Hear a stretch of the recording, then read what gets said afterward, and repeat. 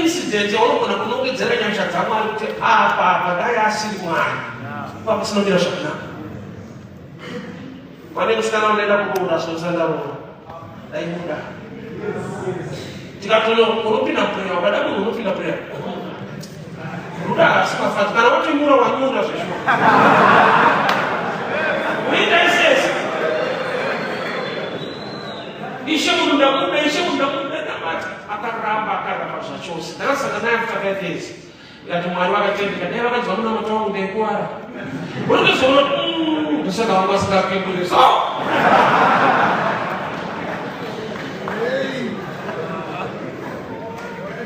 dai Mwari vakadzika vakandiudza vaingonudza kuti you take me later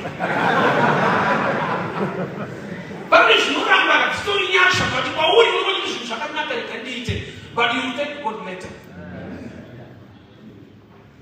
Sometimes nyasha dzinouya seproblem. Tarisa vana veIsraeri vabuda muEgypt vasvika paRed Sea. Kumberi kune Red Sea kumashure kutera veIjipita. But after vacrossa veIjipita vaendedzwa neRed Sea ndopanozoona kuti you take God later. Kuti Red Sea yakaisiri trap yakaitova blessing yekuti bvisira zvokutiterera. But kana sati zvaitika unoona sekuti God is against you yet is on your side. Oza pane time yekuti vanhu vanokubvunza saka unamata kwacho unombonamatirei because hatina zvatinomboona izvo.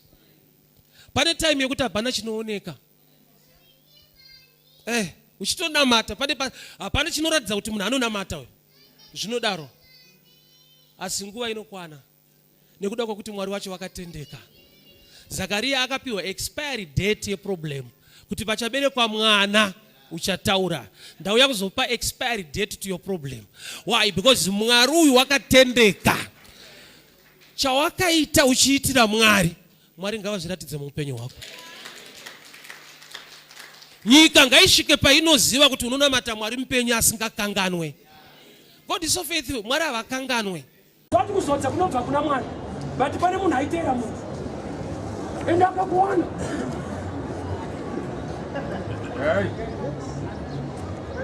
Ndipeiwo kuzodza.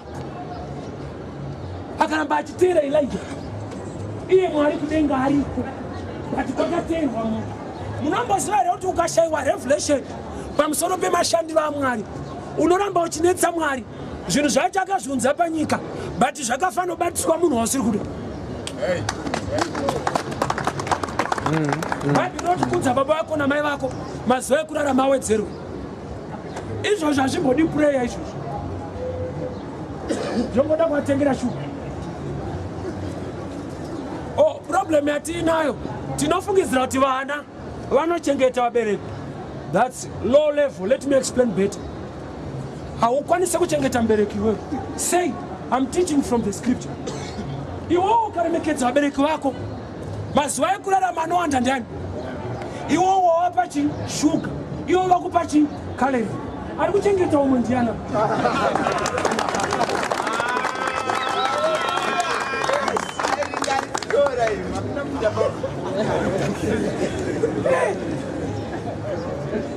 Ari kukupa mazuva ekurarama ane simba kudarika iwo wamupa shuga yebrown.